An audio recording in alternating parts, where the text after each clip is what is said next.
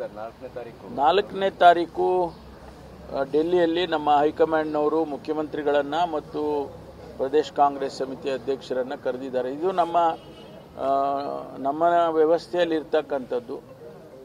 ನಾನು ಅಧ್ಯಕ್ಷನಿರುವಾಗಲೂ ಕೂಡ ಇದೇ ಪ್ರೊಸೀಜರ್ ಮಾಡ್ತಾಯಿದ್ರು.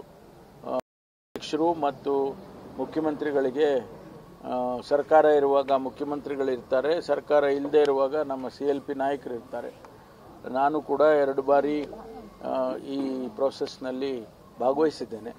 ಅವರು ಬೇರೆ ಇದರಲ್ಲಿ ಯಾರನ್ನು ಕರೆಯೋದಿಲ್ಲ, ಇಬ್ಬರನ್ನು ಮಾತ್ರ ಕರೀತಾರೆ. ಅವರಿಗೆ ಜವಾಬ್ದಾರಿ ಕೊಟ್ಟು ಮತ್ತು ಆದಷ್ಟು ಶೀಘ್ರವಾಗಿ ಅಭ್ಯರ್ಥಿಗಳನ್ನು ಆಯ್ಕೆ ಮಾಡಿ ಪಟ್ಟಿ ಕಳಿಸಿ ಹಾಗೆ ಅಂತೆಲ್ಲ ಹೇಳ್ಬೋದು.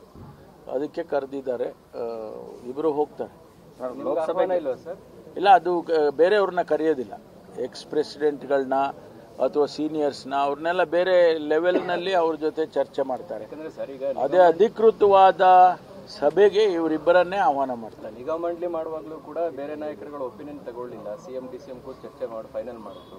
ಪಕ್ಷದಲ್ಲಿ ಬೇರೆಯವರ ಅಭಿಪ್ರಾಯಕ್ಕೆ ಮನ್ನಣೆ ಇಲ್ವಾ? ಏನು ಇಲ್ಲ, ನಾವೆಲ್ಲ ಹೇಳ್ತೀವಿ, ಇವರಿಬ್ಬರಿಗೆ ಹೇಳಬೇಕಲ್ಲ. ನಾವು ಹೇಳಿರ್ತೀವಿ ನಮ್ಮ ಅನಿಸಿಕೆಗಳನ್ನು ನಮ್ಮ ಪ್ರದೇಶ ಕಾಂಗ್ರೆಸ್ ಸಮಿತಿ ಅಧ್ಯಕ್ಷರಿಗೆ ಹೇಳಿರ್ತೀವಿ ಮತ್ತು ಮುಖ್ಯಮಂತ್ರಿಗಳಿಗೂ ಹೇಳಿರ್ತೀವಿ ಸರ್ಕಾರ ಇರೋದ್ರಿಂದ.